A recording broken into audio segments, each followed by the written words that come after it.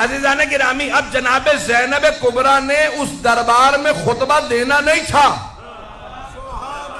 توجہ، امام موجود ہیں، چوتھے امام موجود ہیں، بی بی کے بھی امام ہیں، لیکن جیسے ہی اور خود یزید ایک تخت پہ بیٹھا تھا، بار بار جناب زینب سے خطاب کرتا تھا. تاریخ میں الفاظ ہیں، اس نے سوال کیا ان میں زینب کون؟ کیونکہ سن رکھا تھا پورے رسے خطبے دیے ہیں یزید کے خلاف اور مولا کے دفاع میں. اس نے سوال کیا زینب کون ہے؟ کسی نے اشارہ کیا یہ ہیں. اس نے بی بی سے کلام کیا، بی بی نے کہا اس لائق نہیں سمجھتی تیرے سلام کا جواب دوں. اس نے پھر خطاب کیا آپ زینب ہے، بی بی نے کہا جواب نہیں دیتی. بچے ڈرنے لگے، بی بی نے کہا ڈرنے کی ضرورت نہیں ہے، کچھ نہیں بگاڑ سکتا.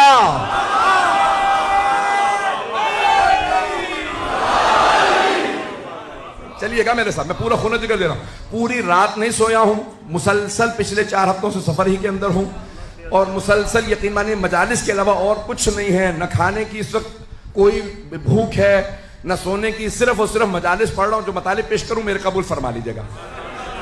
اب ایک مرتبہ جب وہ بار بار خطاب کر رہا تھا نا، بی بی جواب نہیں دیتی تھی. جناب زینب نے اس نے پہلے کلام کیا، جواب نہیں دیا، بار بار کلام کیا، پھر سلام کیا، بی بی نے جواب نہیں دیا. تو تمام مسلمانوں سے سوال کرو کہ نبی کی نواسی کیا مسئلہ نہیں جانتی تھی کہ سلام کا جواب واجب ہے؟ نہیں ہے مجمع بھائی، تمام مسلمانوں سے سوال ہے، کیا نبی کی نواسی مسئلہ نہیں جانتی تھی کہ سلام کرنا مستحب، جواب دینا واجب ہے؟ اگر کہتے ہو کہ نہیں وہ مسئلہ جانتی تھی تو پھر مانو نا اسے مسلمان نہیں مانتی تھی.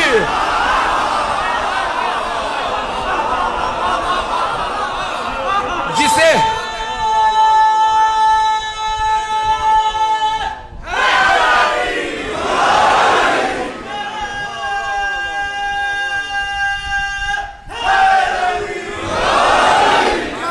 توجہ فرمائی جانے کے رہا. اے مسلمانوں، جس شخص کو نبی کی نواسی مسلمان نہیں مانتی، کیا وہ رضی اللہ عنہ ہو سکتا ہے؟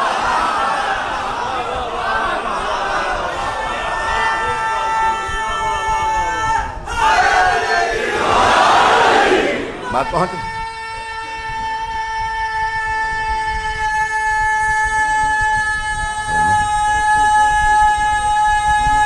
ماشاءاللہ. توجہ فرما رہے ہیں عزیزان کرام. اب جناب زینب جواب نہیں دے رہی ہیں، بار بار کلام کرتا ہے. امام وقت کی ذمہ داری تھی کہ حق ادا کرتے. امام علیہ السلام کھڑے ہو گئے خطبہ دینے کے لیے. یزید نے فوراً جلاد سے کہا، فوجیوں سے کہا زنجیروں میں ہاتھ ڈال کے بٹھا دو، ان کو بولنے نہ دینا، خطبہ نہ دینے دینا. سارے مجمع نے کہا یزید یہ قیدی ہے، بولنے دے. کہا تم نہیں جانتے، انہیں بولنے کی اجازت نہیں ہوگی. جب مولا سجاد کو اس نے روک دیا، اب جناب زینب کبریٰ ایک مرتبہ قیام کرتی ہیں. جہاں قیدی بیٹھے تھے نا چبوترے پہ، بی بی ایک مرتبہ کھڑی ہو گئی. جیسے ہی جناب زینب خطبے کے لیے کھڑی ہوئی تو یزید نے جلاد سے کہا تازیانے لگاؤ، اس بوڑھی خاتون کو بٹھا دو، بولنے نہ دینا.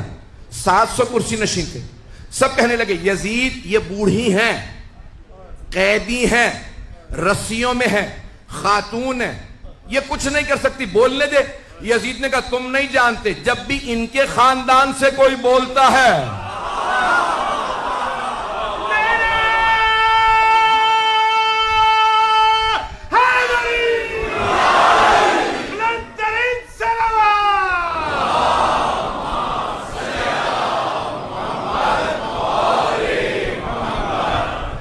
جب بھی ان کے خاندان سے کوئی بولتا ہے وہ ہمارے خاندان کو نابود کر دیتا ہے. یہ عام بی بی نہیں ہے، تم نہیں جانتے، میں جانتا ہوں ان کے خاندان کو. تو ایک مرتبہ سب نے شور مچانا شروع کیا، یزید کچھ نہیں کر سکتی، بولنے دے. ایک مرتبہ یزید نے زور دیا نہیں ان کو بولنے کی اجازت نہیں ہے، تازیانے اٹھا. اب جناب زینب نے سر اٹھایا، اب تک یزید کا جواب نہیں دے رہی تھی. بی بی نے سر اٹھا کے ایک مرتبہ یزید کو دیکھا، کہا یبنت طلقاء. طلقاء جمع ہے طلیق کی. طلیق کہتے ہیں جب دو افراد میں جنگ ہو، ایک دوسرے کو گرا کے زیر کر دے اور سینے پہ پاؤں رکھ کے کہ جا.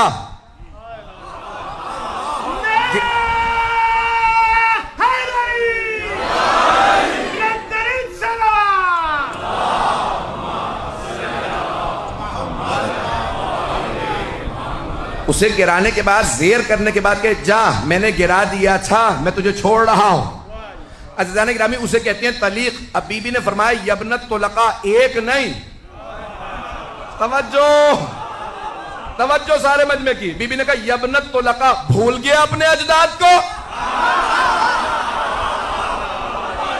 تیرے اجداد کو میرے بابا نے زیر کر کے آزاد کیا تھا.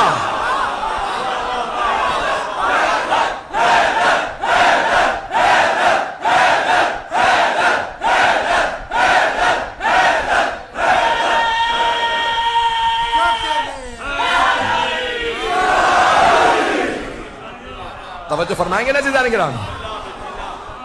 بی بی نے فرمایا ابنت طلقاء, بھول گیا اپنے اجداد کو جنہیں زیر کرنے کے بعد میرے بابا نے آزاد کر دیا تھا.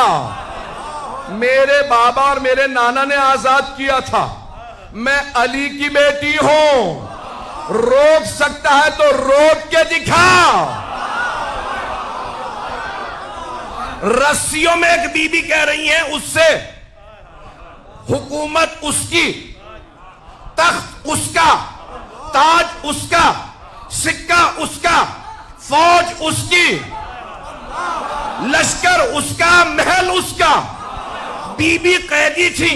بی بی نے کہا خدا کی قسم ہم اہل بیت کا ذکر مٹنے والا نہیں ہے.